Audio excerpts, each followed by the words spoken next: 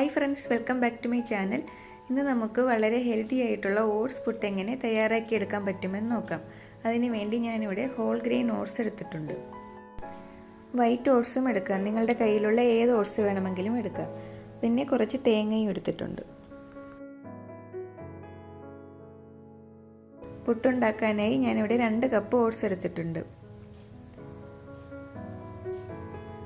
ഇനി ഇത് മിക്സിയുടെ ജാറിലിട്ട് നന്നായിട്ടൊന്ന് പൊടിച്ചെടുക്കണം. അതിന് ശേഷമാണ് ഇത് നനച്ചെടുക്കുന്നത്.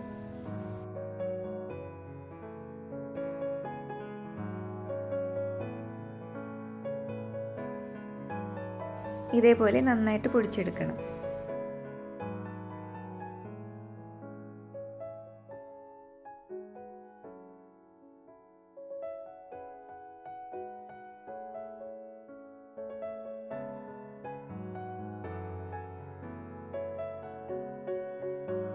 ഇനി ആവശ്യത്തിനുള്ള ഉപ്പ് ചേർത്ത് കൊടുക്കാം. ഉപ്പ് ചേർത്ത് ആദ്യം ഒന്ന് മിക്സ് ചെയ്തെടുക്കാം.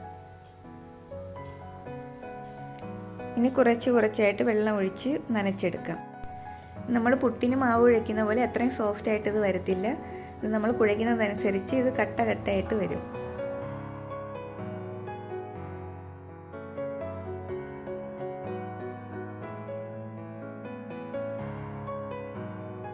ഇപ്പം നന്നായിട്ട് കുഴഞ്ഞു വന്നിട്ടുണ്ട്. ഇത് നമ്മൾ കയ്യിലെടുത്തിങ്ങനെ ഉരുട്ടി നോക്കുമ്പോൾ ഇതൊരു ബോളാക്കാൻ പറ്റണം. അതാണ് ഇതിൻ്റെ ഒരു പാകം. ഇങ്ങനെ ഇരുന്നാലും കുഴപ്പമില്ല. ഇത് മിക്സിയിലിട്ട് ഒന്ന് ക്രഷ് ചെയ്തെടുക്കുമ്പോഴേക്കും നല്ല തരികളായിട്ട് കിട്ടും.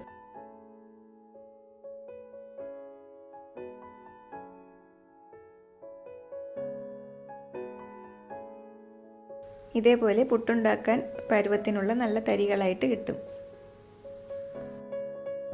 കൈ വെച്ച് ഒന്നുകൂടി അതിലെ കട്ടകളൊക്കെ ബാക്കിയുണ്ടെങ്കിൽ അതൊന്നുകൂടി ഒന്ന് ശരിയാക്കി കൊടുക്കാം. ഇനി നമുക്ക് പുട്ടുണ്ടാക്കാൻ തുടങ്ങാം.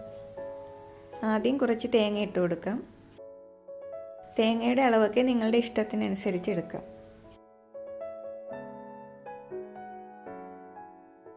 ഇനി ഓട്സിൻ്റെ പൊടി ഇട്ട് കൊടുക്കാം.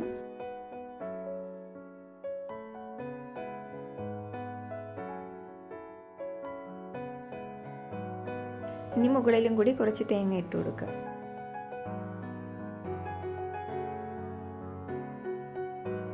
ഞാനിവിടെ കുക്കറിൻ്റെ മുകളിൽ വെച്ചാണ് പുട്ടുണ്ടാക്കുന്നത്. നേരത്തെ വെള്ളം വെച്ച് ഇത് ചൂടാക്കി വെച്ചിട്ടുണ്ട്. ഇനി ഇത് സ്റ്റീം വരാനായിട്ട് വെയിറ്റ് ചെയ്യാം. ഇപ്പോൾ നന്നായിട്ട് സ്റ്റീം വന്നു തുടങ്ങിയിട്ടുണ്ട്. സ്റ്റീം വന്ന ഉടനെ ഇത് എടുക്കരുത്. ഒരു 3-4 മിനിറ്റ് കഴിഞ്ഞതിന് ശേഷം എടുക്കണം. ഇല്ലെങ്കിൽ നന്നായിട്ട് വേഗത്തില്ല. ഇത് നമ്മൾ എടുത്ത് വെക്കുന്ന സമയത്ത് ഇത് പൊടിഞ്ഞു പോകും. ഇതിപ്പോൾ നല്ലതുപോലെ കുക്കായി വന്നിട്ടുണ്ട്.